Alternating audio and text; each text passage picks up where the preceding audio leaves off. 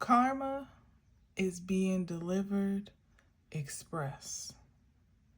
I'm talking 2-day shipping, overnight, maybe even electronic delivery. And depending on, well, I'll say, how that makes you feel to hear that may be an indicator of what you're expecting to be delivered. What's up, everybody? It's me, Danae. I hope you're doing well. I'm here with the message for you. The preview came from me shuffling and putting away an intuitive calves Cashapp tarot deck, and the Kipperish deck. I was putting them away, and that was generally the message that was coming up. And the delivery, as it was projected, is coming by way of a message. The message card just kept popping up relentlessly. Now, if you know the cards, you know that there is like an exclamation point in the message that's being received. But again, as I was taking it and as the cards were given it doesn't necessarily mean that it's bad news, or it may be unfavorable news for some, but quite favorable for others, which is why I said that depending on how that makes you feel, to know that karma is on the way is an indication of what you sent for, pretty much. And after I finished with putting the deck away, these are the two cards from the Game of Thrones cards that plopped out like almost immediately, the Wheel of Fortune and the Nine of Cups, which is what ultimately led me to the statement that it just depends on what position you're in as to how you receive the message, or even the notification that something is coming. Because Nine of Cups implies that there really is nothing to worry about. The Wheel of Fortune is fair and it's just. So if you sent for the best in life, then that's what you are in waiting for, or you're in alignment for. And if you sent for the worst for in life, it's especially for or against others, well, there might be a different feeling associated with that waiting. So let's see what the cards say. But again, emphasis on a message, email, text, actual, mail. Something might be incoming. Maybe some delivery of a judgment or decision that someone's been waiting on or anticipating. As I said, it could be great news for some, it could be not so much for others, but it really just depends on what you're in the market for. All right, so Game of Thrones cards today. Let's see what we got. Oh, by the way, today is May 21st. It's Thursday, and it's 2:33 on the clock as we speak. So let's see what we got.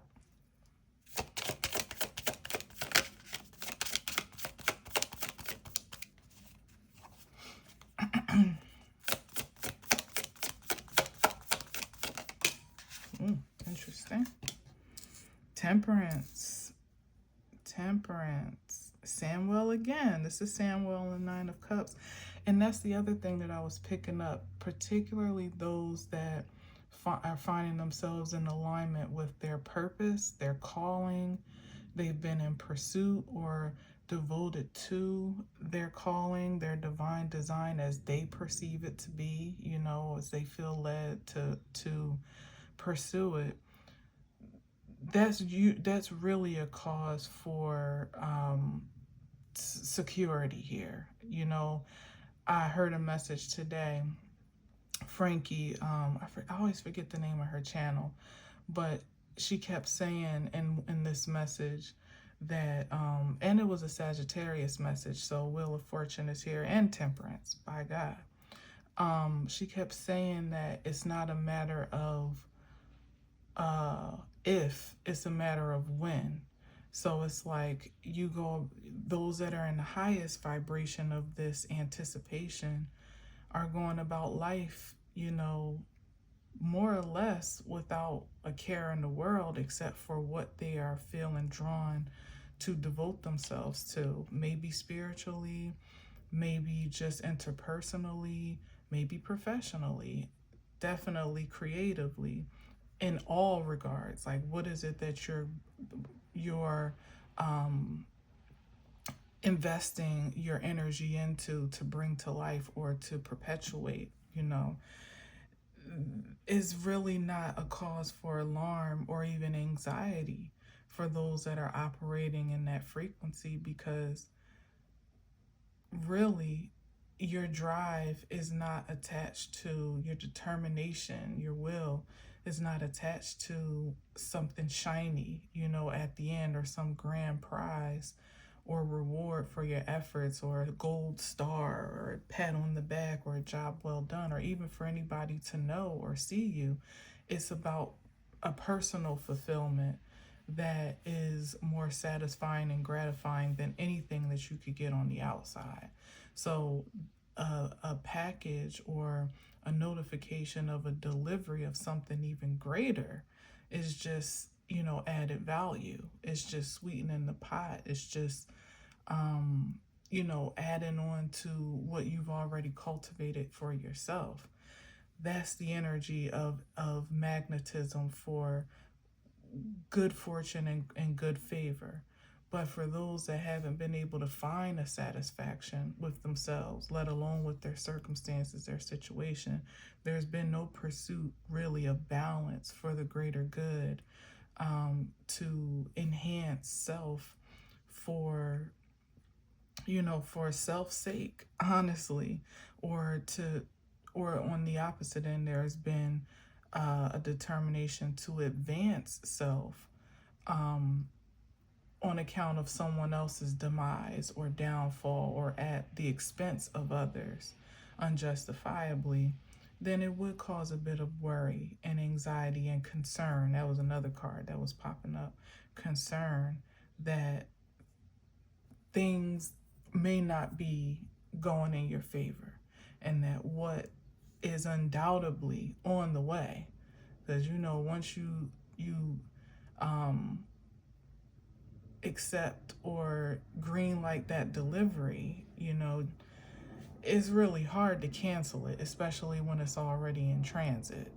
You really have a very small window to cancel or rescind a delivery before, whether you want it or not, it's coming to you. And then best case scenario you have is to go through the process of actually returning it, or whatever, or just keeping it, whatever the case may be. In terms of Amazon, me personally, I'm always extra careful about what I'm ordering. Like, there's some things that are just, natural, that I've ordered before, so it's no consideration. But when it comes to like electronics or things that are a bit more of a hassle to turn around if you don't want it, I'm very careful about that, because I don't want to go through the process of a return, where you can't just go to a store and give it back and have an even exchange right away. So there's something about that there. I don't know. But temperance is here. Let's see what else we got. We know it took Samuel Tarly a while to get to a place where he felt like he finally belonged and he thrived, and like he found his niche or his pocket. He went through a lot of trial and error, kind of failing forward in a sense. But if you know Game of Thrones, the series on HBO or Max or whatever, you also know that although it seemed like he was failing forward, it was actually in alignment. He was in alignment all along. He was just making his way to his fate. And, he had somewhat of a, I would say, like a noble disposition about himself. He didn't think too highly of himself. He actually, in many ways, felt so very low of himself because of his upbringing, and what the projections from his father of not being good enough. But in the grand scheme of things, like every time he kind of stumbled into a failure, it was really kind of a win for him because it got him closer and closer to revealing the truth of his identity, which was something far more exalted and prominent than what he thought he was supposed to be on track for. So there's that.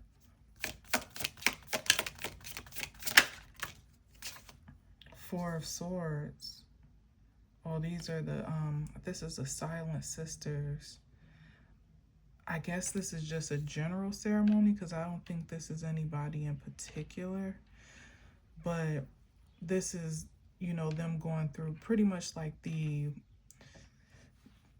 pardon me, like the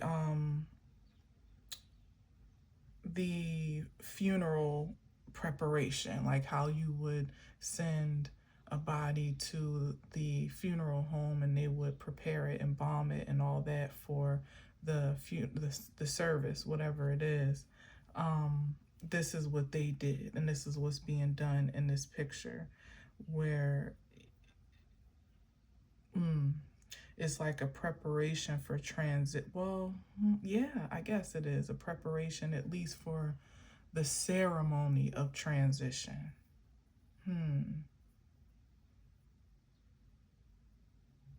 Because it can be argued that the spirit is already, at this point, left the body and moved on, but the body is being prepared, I guess, to send off in the way that they did back then, which I think they would burn the bodies or something like that. Depending on who you were, you would be burned.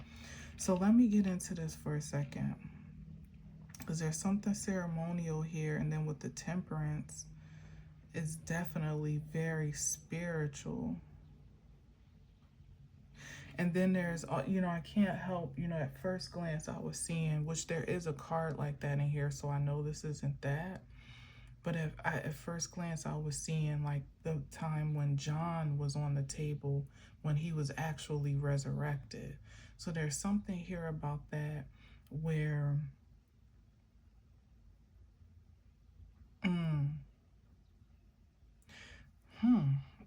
something about like the secrets of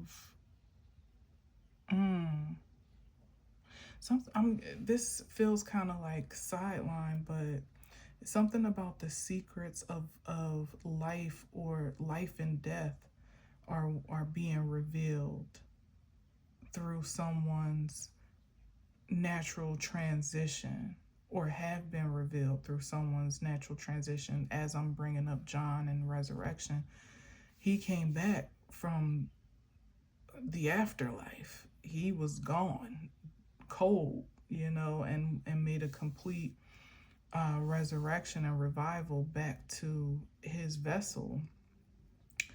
So it's something here about that, because I'm looking at Samuel, who was ultimately, he became a Meister, like a wise man, and was the pivotal source of a lot of information that helped kind of like save humanity at that time, as far as like knowing how to cure diseases that were fatal. He brought certain healings to, he brought certain healings to understand, to common understanding and practice. And then his big one was definitely first his encounter with actually killing a White Walker.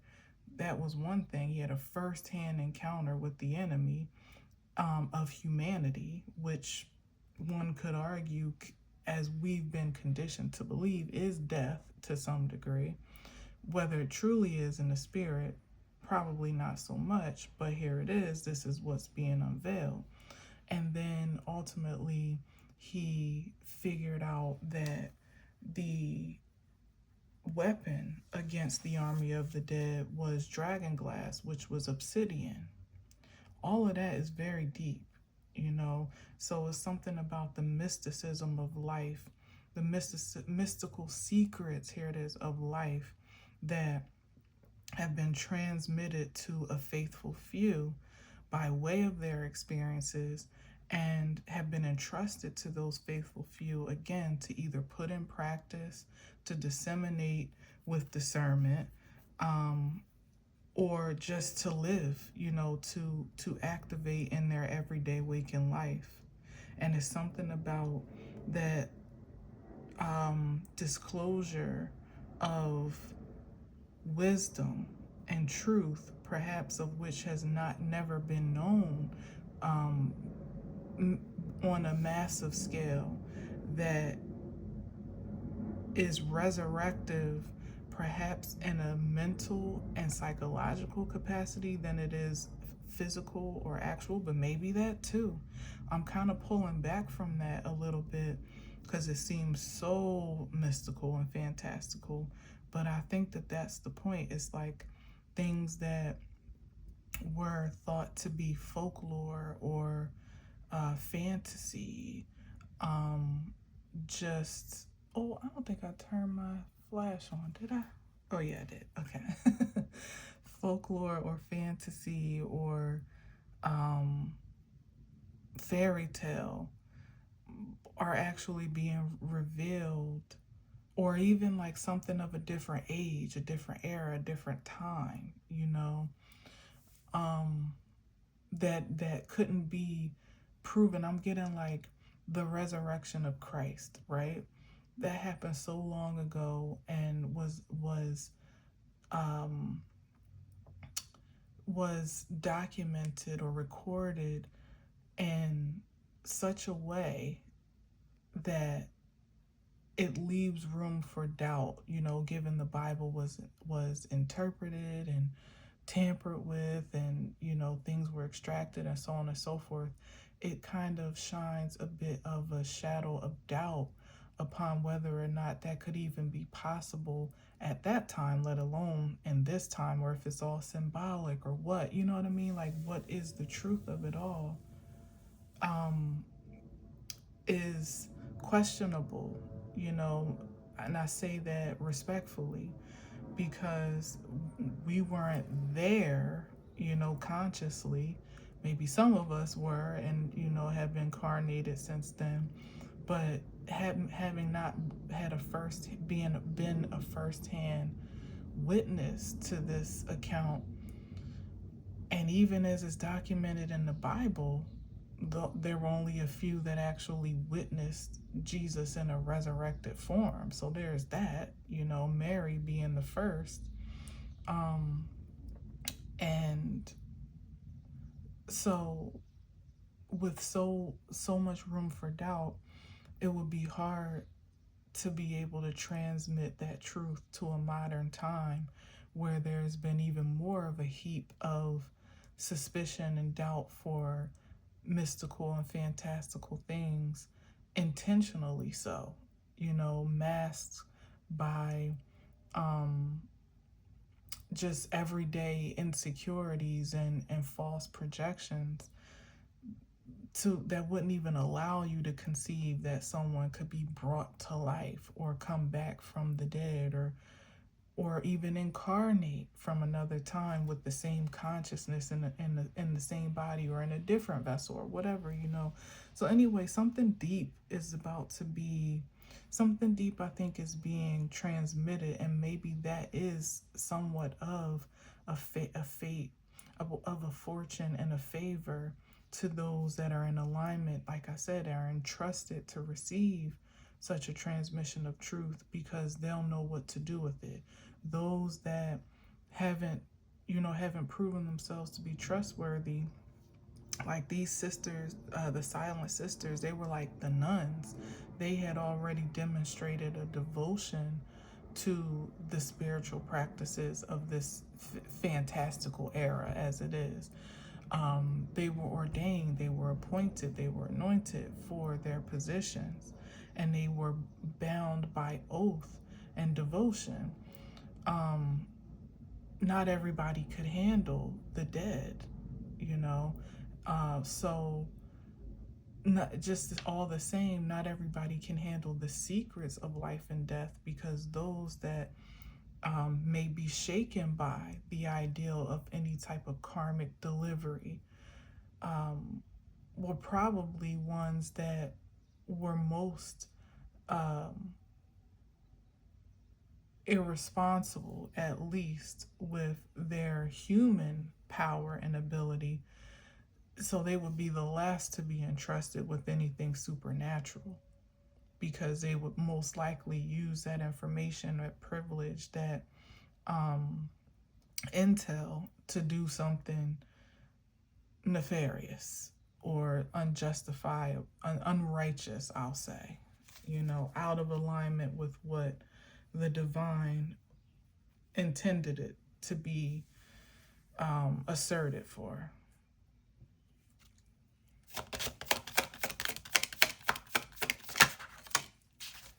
Ace of Coins, there it is. This is a transfer of wealth, of access, of currency. Like, this is something that is valuable, like highly valuable, that's being conveyed or transmitted, that has like an abundant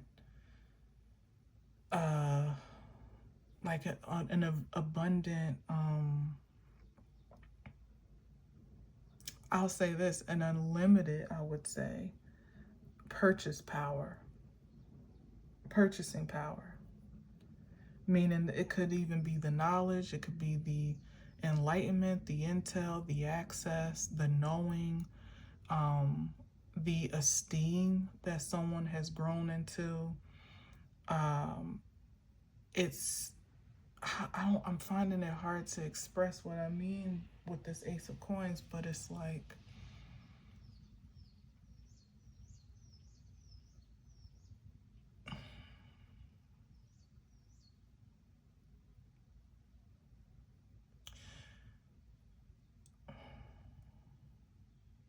because it's it's more than just money or even material. It's like something, whatever this knowledge or understanding is, perhaps understanding is, it somehow like supersedes the currency that, like, conventional currency. Okay, how am I trying to say this? It's like back to Jesus, right? Like how he sent the disciples off to preach the gospel really with nothing. They carried their currency with them in the knowledge and in the message that they were delivering. And it was expected that they would be taken care of in exchange for their devotion to their mission, so that there was no limitation, and really even not even so much of a value that could be placed on what they had to deliver to the people.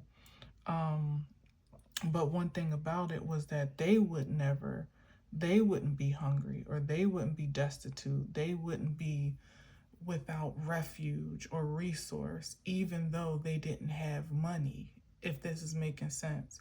So it's like, whatever this information is, it supersedes the convention of fiat exchange per se.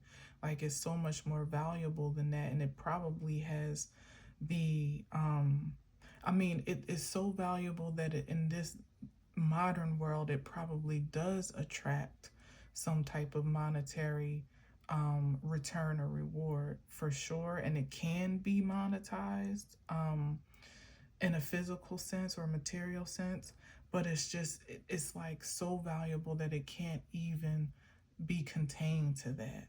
It's like somebody that holds the keys to the universe or the secrets of the universe is so much more valuable than any particular profession that they could be labeled as, even the Meister himself, or even a priest, or some type of teacher or judge, or spiritual leader, or whatever. It's like, back in the day, back in the day in church when they would give, like, usually sometimes you would have like special services and you might have a guest preacher, and there would be an offering for the service and then an offering for the guest. And someone would always present the envelope to the visiting pastor or preacher for that service. And one of the most famous lines of the presenter would always be, "There's no way we could ever pay you for your service to God today, but this is just a token of our love and appreciation for all that you imparted to us." Like something along that line, along those lines. So that's, I don't know, if you kind of have to be churchy to get that, but, or maybe not. Maybe it's conveyed clearly that it's like you can never be paid for the measure of wealth that you truly carry, being a wise human, and an embodiment of spirit, a vessel, a transmitter of truth as you've been ordained to be. But it might have its perks. It might have its rewards in the natural. And there might be those that may want to make an offering to you for what you have been able to impart to them by way of information or new hope or whatever the case may be, but it still will pale in comparison to the value of its worth, and perhaps to the value of your worth unto the divine, is ultimately what I'm getting at here. And I say that not to depreciate the value of those material offerings. I'm really saying that to exalt the appreciation of whatever someone is carrying in their being. That no matter how many offerings you may collect, what it is that you have naturally and perhaps supernaturally, what it is that you know and who you are, is the fortune, is the favor, is the reward. So you could never be disappointed by what, like you can never be disappointed, or here it is, tempted, temperance energy, by any particular reward, and or what was the other one I had, or offended on what is offered to you for the exchange of who you are and what you carry or what you know, because you submit to a higher authority and are devoted to a greater purpose. So back to the temptation piece, I feel like I gotta stress, that's what will keep your integrity in check. Whereas, though, again, here it is, those that have already proven that their integrity is shaky, to say the least, or ungrounded, that's not really what I want to say. Their integrity is, I'm getting a sense like it can be bought, but I can't find the word for that. And certainly impressionable. Faulty, let's say faulty. Would not be so entrusted because they would be expectant to be paid out. They might even inflate their fee or their cost. And under deliver, or again, use information to exploit others instead of expand horizons and territories and understandings and so on and so forth. So here is why there's a difference in what's being dished out, not because there are any favorites being played by the divine. It's just simply on the merit of performance up until this point. Consider again Samuel, because he's the most prominent character right now on the board. Oh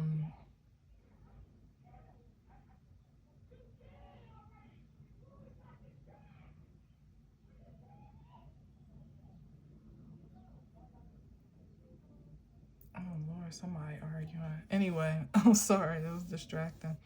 Consider Samuel, like I said, for every failure he encountered, he still kept his sweet, like his soul stayed intact. His spirit was always pure. His intentions were always um uh um integral, I guess. Like even when his father rejected him and shunned him multiple times, even when he couldn't quite keep up with the Night's Watch and the pace of the other fighters and warriors there, even when um he couldn't quite find his place and on the path that he was thrust onto, he kind of made his own. And again, he didn't make it anybody else's problem. He didn't project his insecurities onto anyone else. Contrary to all of that, he became even more of became even more loyal and more devoted to being as much of a support. I'm getting chills and emotional because he was such a sweet character. He really, really was. He even to the girl that he kind of took in and pretty much fell in love with. She had a child with her father because it was crazy stuff going on like that. She had a real messed up upbringing, but not only did he risk his life rescuing her from her bad situation, he embraced her, at a time when you would be shunned for such indiscretions. To have another man's child at all and not be wed, he embraced her as his love and her child as his own. It's like things like that where the character of his character was so was so such a standout, that what he ultimately gained in notoriety and the influence that he brought to the show and to the characters and to the plot makes sense. It aligned with. I mean, it probably didn't on the way to that, but ultimately, when you look at the whole body of the whole uh, reflection of his life and his arc, it made sense that he would be the one that would be entrusted with such pivotal information, and as in such a prominent role in the series. Um, yeah,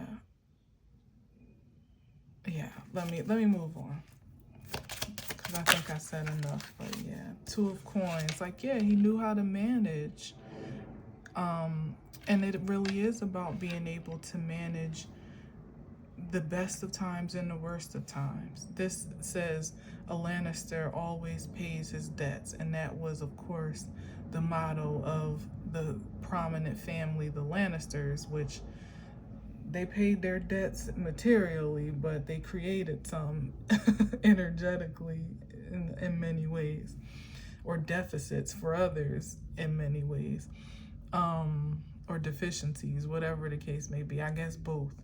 But in this case, it's about like, the vow, the pledge, the oath that one devotes themselves to, no matter what the circumstances. So again, whether you have a little, whether you have a lot, whether you are born into good pedigree or not, because Samuel actually came from a very prominent family of soldiers and warriors, but he was shunned because he didn't really fit the mold of the warrior of that time.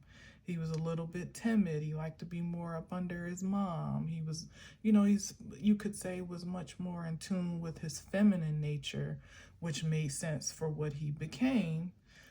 Because a lot of the energy he projected was very intuitive. It was supported by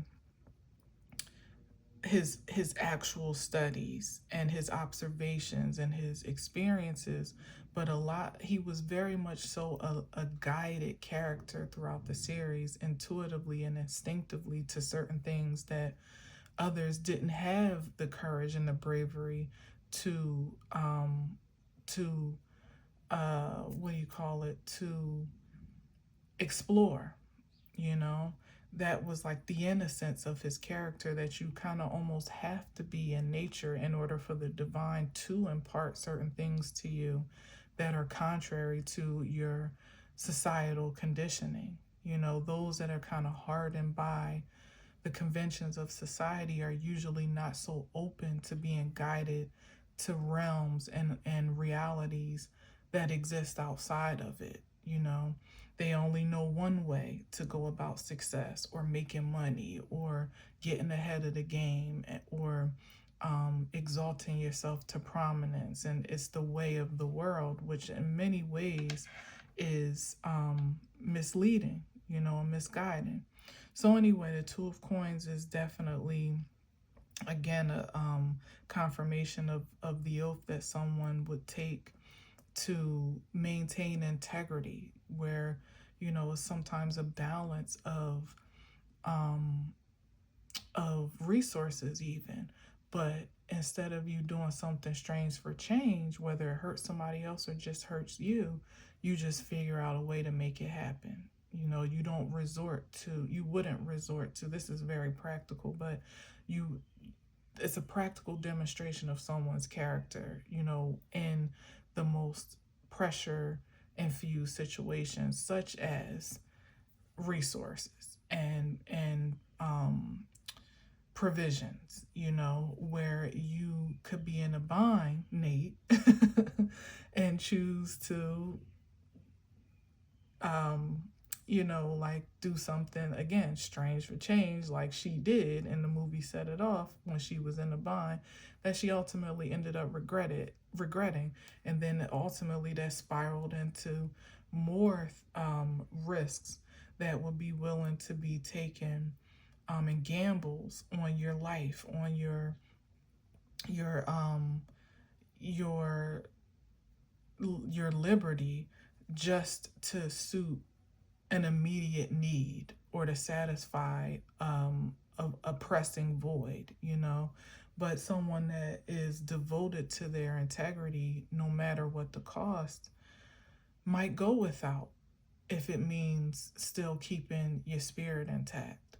They definitely wouldn't be tempted to hurt someone else, to go rob, kill, or destroy someone else, if it meant getting them into for survival's sake, or especially not for success sake, for exaltation or advancement's sake either. But especially, the test of a man's character is really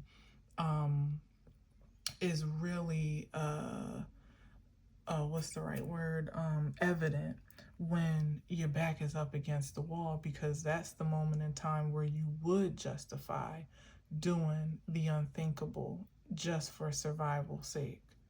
But when you abstain from that temptation and learn to find a different way, or even to trust the divine, or trust your trust and hope, even that something better has to come along to support you or help you or sustain you before you would have to do that, you usually find yourself in favor with the divine, accumulating, that positive karma that I'm ultimately speaking of, where you can expect at some point in time for it to return, or it would be expected that it would return to you, because that's what you've been paying into, that's what you've been investing in.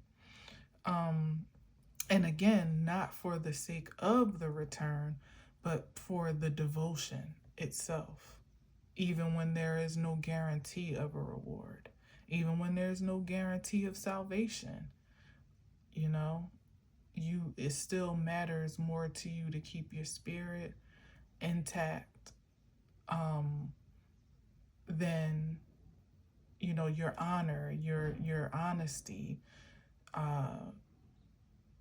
your nobility, your innocence intact than it does to satisfy any other temptation or even just like sheer need, you know,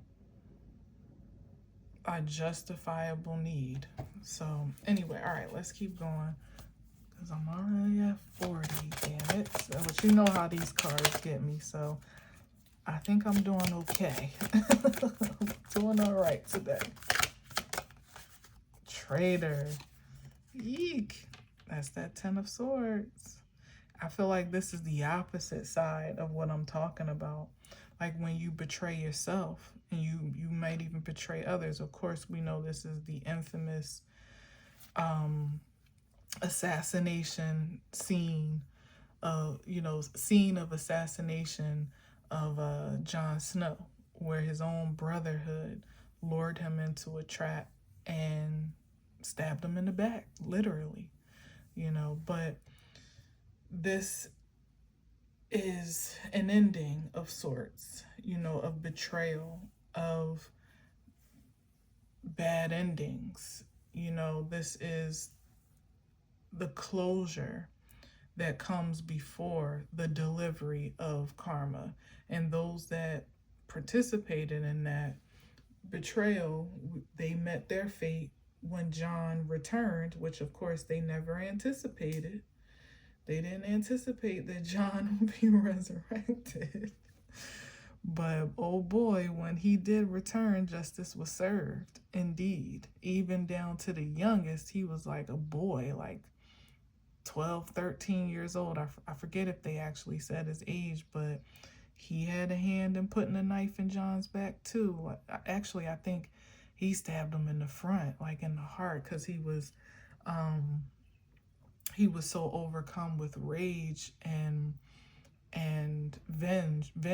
vengeance for his father's death, because I'm getting too much into the story, but I feel like it might have something to do with where I'm going. The reason why some of the brothers of the Night Watch were angry with Jon is because they thought he traded on his people and on his brothers by letting the wildlings pass through, because if they hadn't passed through the wall that the Night's Watch was guarding, they ultimately would have been eaten alive by the army of the dead, which was on the march. And ultimately, that would have been a bad deal, not just for the wildlings, but even for the kingdoms that were being guarded against the wildlings at that time, because the wildlings would have become part of the Knight's army, which not only would have increased their army, but the wildlings were fierce warriors. They were like guerrilla warriors. They didn't have no particular style or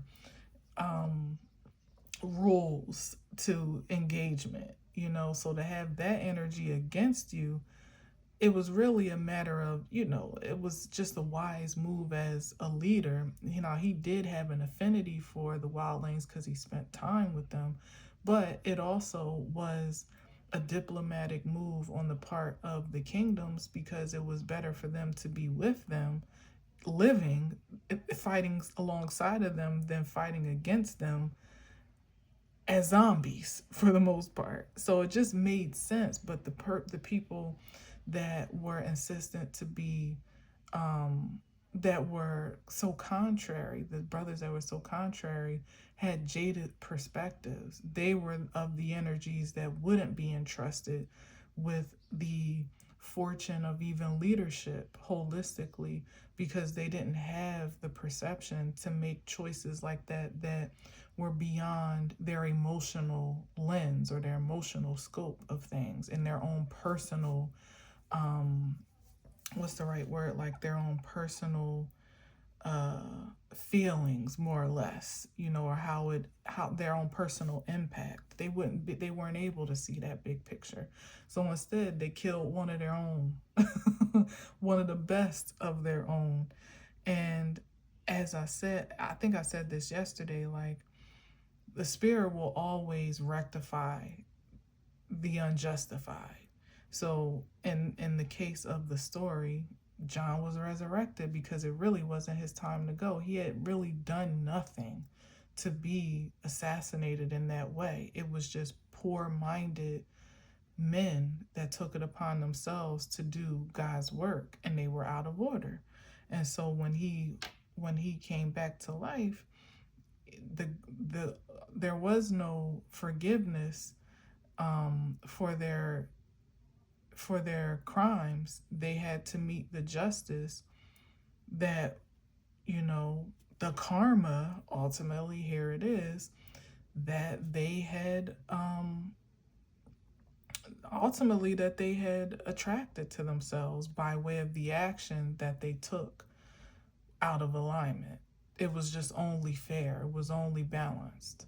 Now, primitively, John couldn't leave them lingering about because they had already exposed themselves to be enemies. Not only was it justified because they had raised their knife against a brother, which was against their laws, and their oath.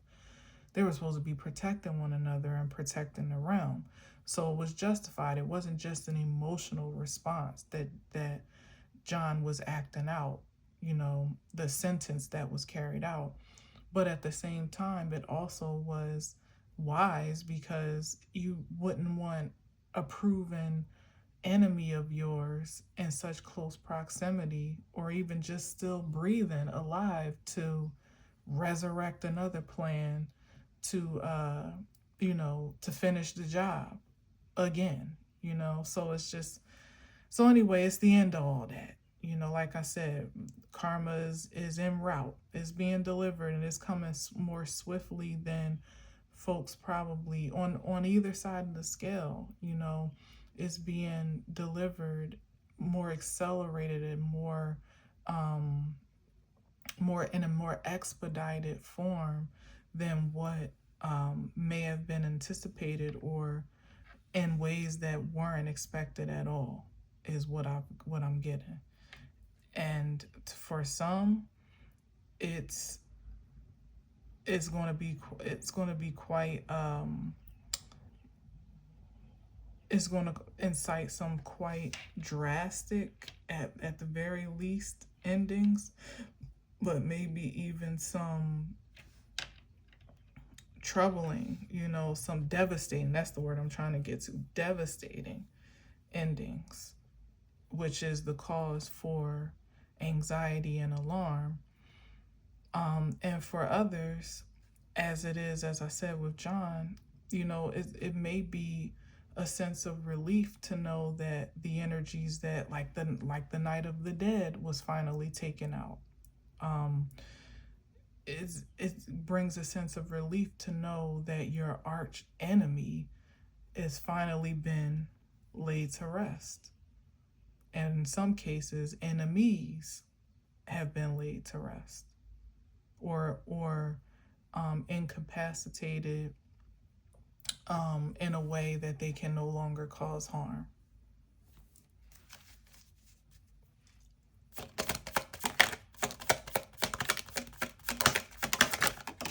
Oh, what's that? Wow. Wowzers, I got chills. That's the devil. But I'm more scared of the devil.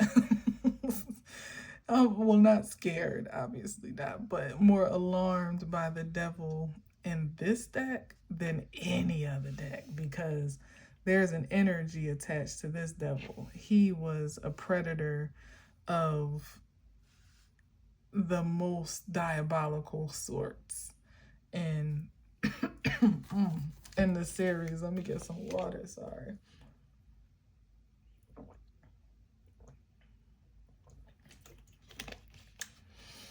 Of the most diabolical nature.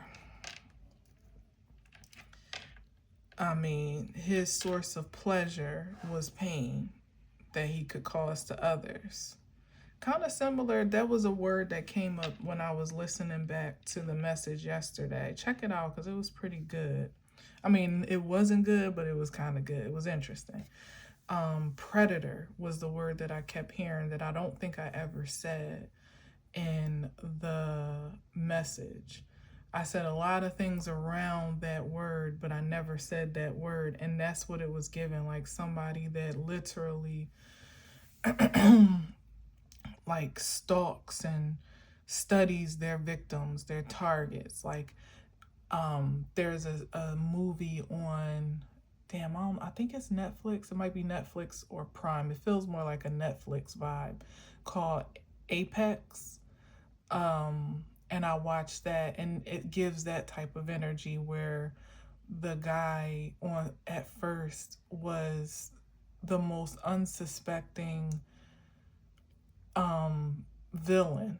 I mean, you kind of, when yeah, like pitted up against another group of folks which you thought would be the ones to be on alert for, or to be alarmed by. He seemed like the safe one. He seemed to be wholesome and normal and caring and thoughtful and all these things, and he turned out to be like a freaking monster, but the woman, I forget her name, Charlize something or another, forget her name, but she was the prey. She became the prey. Well, ultimately, whatever. I won't ruin it, but yeah, she became the prey. And it wasn't until she was deep into his lair, which she didn't realize she was in his lair. He literally had led her there under the guise of proposing a more efficient way for her to get to where she was supposed to be going. And lo and behold, he was there waiting for her, just like a predator. And before she had realized what and who she was in the presence of, he had already disarmed her guard. Like he had already had her comfortable, in his presence and trusting in a way that she wasn't even, at that point she was completely unarmed for his attack, where she was very much so more paranoid and guarded with others that she didn't even allow into her intimate space and wouldn't allow any connection. Somehow he had allured her with this spirit of innocence and trust, ultimately, so that he could go in for the kill. At least, that's what was intended. So anyway, like Ramsey in the movie, Ramsey Bolton, which is the devil card, did that many times. Many times. That was his thing, to make you feel like you were safe, or you were rescued, or you were secure, you could get comfortable, and then flip the switch at a moment's notice and start torturing you, but not in a way that would quickly put you out of your misery. Oh no, like he liked to extend the torture and watch and revel in it, and really like get his jollies off of making other people miserable. So imagine that level of diabolical, that frequency of diabolical being eliminated from existence. That's something to be celebrated, especially amongst the innocent, or the well-meaning, or the unassuming, or unsuspecting. That's a good thing. And also, the torture that he faced at his demise was like poetic justice, for him to be ripped to shreds and eaten alive by his hounds in the way that he often attacked others, with those same dogs, and thought that he had them under control and under his command. But lo and behold, the predators that he groomed turned on him, and then he became the prey. So it's something like that here with Traitor and the Devil. It's like those energies again, like I said, to be met with the news that something is coming to you, depending on the emotion that it evokes, depends on what side of the spectrum you most likely fall on. Where you know you got something coming to you that you deserve, or where you know you got something coming to you that you deserve.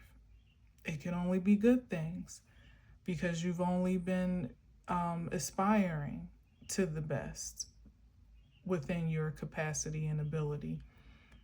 Or it can only be bad things because you know you've only been aspiring to the worst within your ability. So, regardless of whichever, wherever you stand, it's on the way. Oh, you hear my stomach growl like a monster.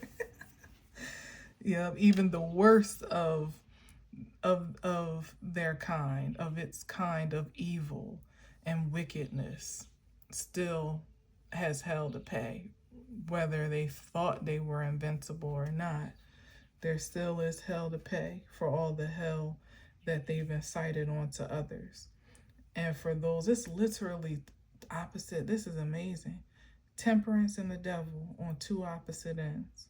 And for those that have been intentional to be, I was going to say to do God's work, but it's really about being God's work more than it is about the action behind it per se. It's the embodiment, the intention, the spirit, the character that the action just exemplifies, that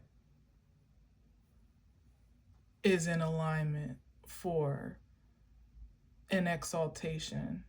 Again, not simply for favor's sake, but because of the devotion that was carried out to administer and to impart that spirit of balance into the world, even in the smallest ways that you can afford literally to do so. It still matters, it still counts. Again, it supersedes the frequency of fiat. It's invaluable. It's so precious that it doesn't have a dollar amount. That's how precious it is to the divine, and more importantly, just to universal law. Like it's just universal law that what goes around comes around.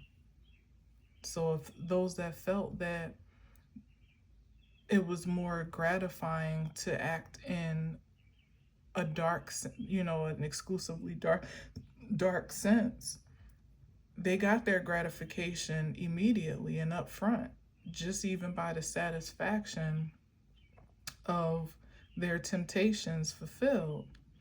But it doesn't have long-standing rewards or returns. It doesn't have longevity, and it certainly doesn't have an eternal resonance that is satisfying and favorable. It might be eternal in some other way, but not in the way that is most gratifying. And for those that,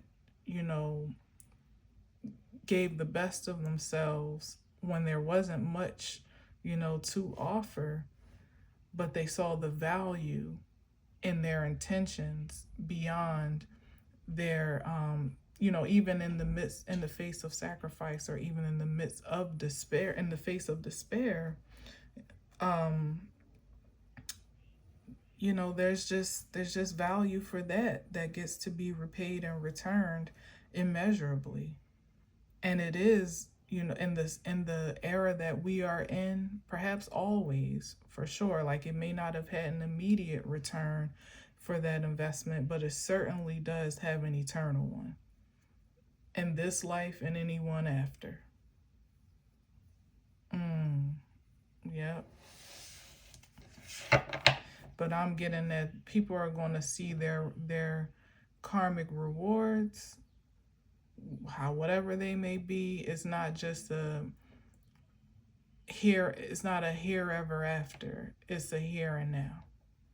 You're going to get what you are owed and what you are in alignment for in this waking life, in a time where you can actually feel it in a way that is unavoidable, and also in a way that is immeasurable, in the best and worst case scenarios. Four of Cups. Oh, and this is Littlefinger and Sansa before she.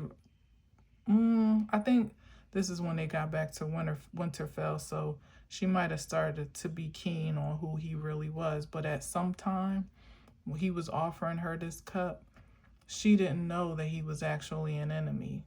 She thought he presented himself, once again, here's the movie, he presented himself to be somebody that cared for her, loved her mother, and was sworn,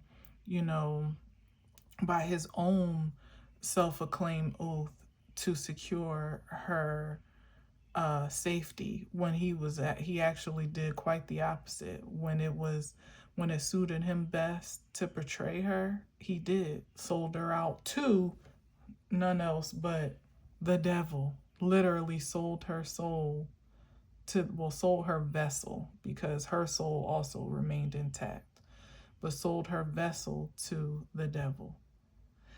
And as I said with Sam, it was an arc that was necessary because it cultivated a strength in her and a confidence about her that was necessary for the position of power that she ultimately did take as the Queen of the North.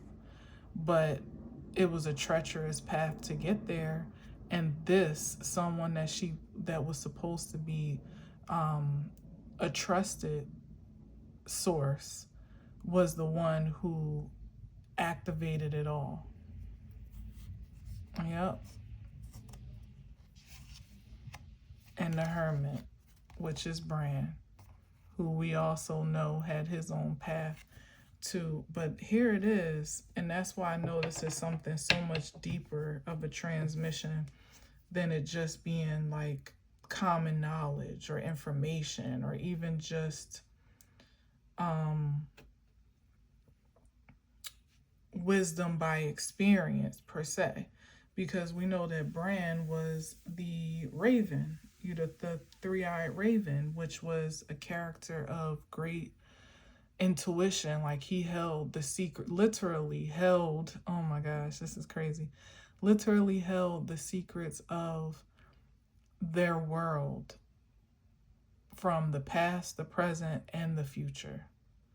Things that no one would ever know of the past because they didn't witness. Somehow that information was transmitted to him. What was transmitted through the Raven that held the position before him. It was transmitted to him. He was presently so intuitive and aware that it's like he already knew what was unfolding before it did and while it was. And then he also had that same bird's eye view, so to speak, of how things would unfold for the future and what would ultimately be the outcome of humanity. Well, the projected, like the prophecy, so to speak, because of course it still had to be played out in real time, but that's the type of overarching perspective that he had, that he was able to manage, because he didn't necessarily tell people, especially, like, he was very discerning in his role with his intuition and his prophetic vision.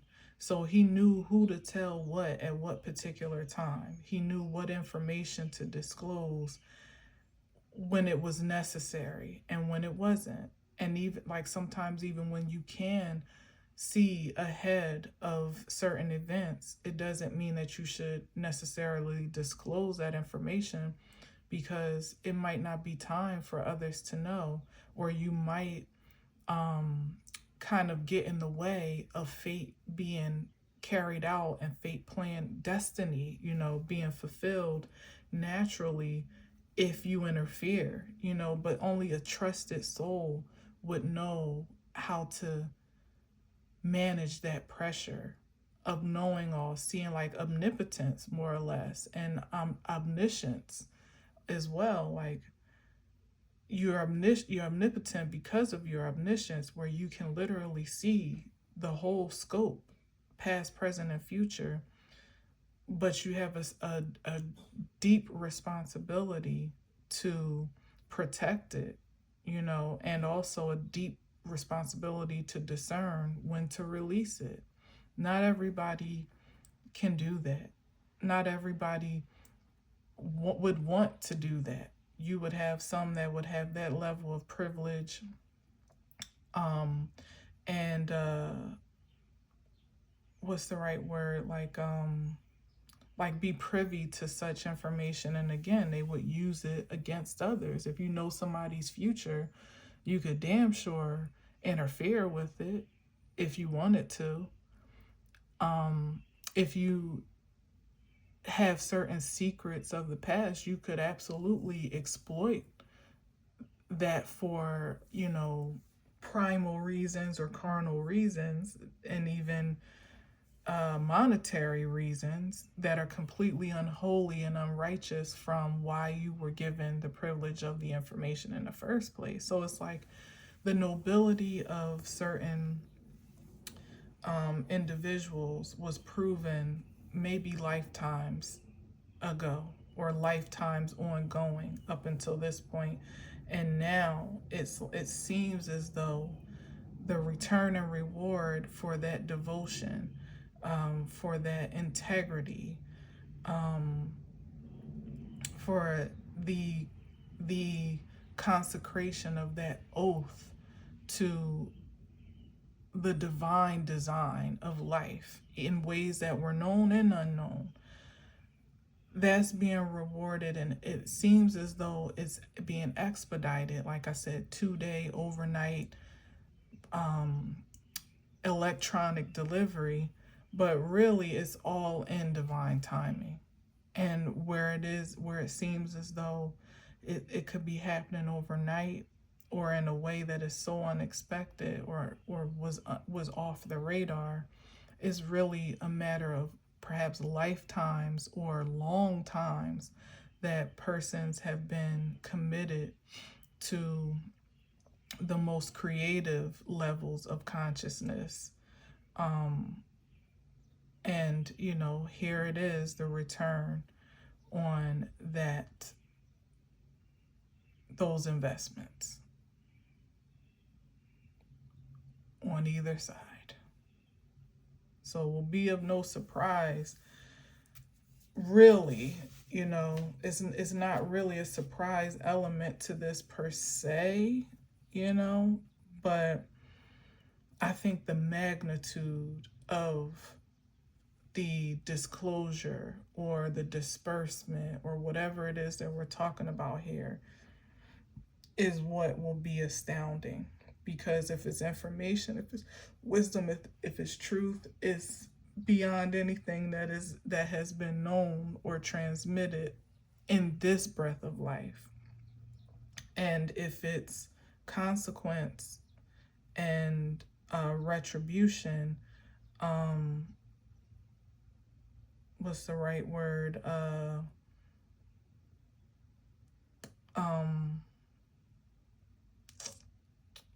Not settlement, but sentencing. It'll be it's the element of surprise is unto those that have gotten away with what they're doing for so long that they have deluded themselves to believe that it was their own righteous path, or it was just the way of life. Like if you can't get on this level of diabolical, then you're just a freaking sitting duck. And that's just the way of the world. And that couldn't be, it's been everything all of it has been a cause for the divine to finally enact the balance and harmony that was probably intended from the very start and somehow was encrypted and tainted and interrupted, every sense of the word, but perpetuated. Except for the faithful few that coveted that intention in their heart, even when they had every reason not to. That's the only thing that's been keeping the hope alive for it to ultimately be what? Resurrected and reassured in our reality yet again. And hopefully forevermore.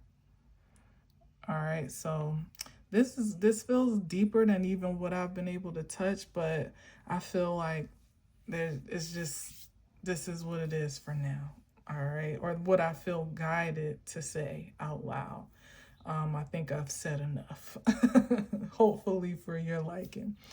But anyway, thanks for listening. Thanks for watching. Until next time, as always, I'll leave you with peace.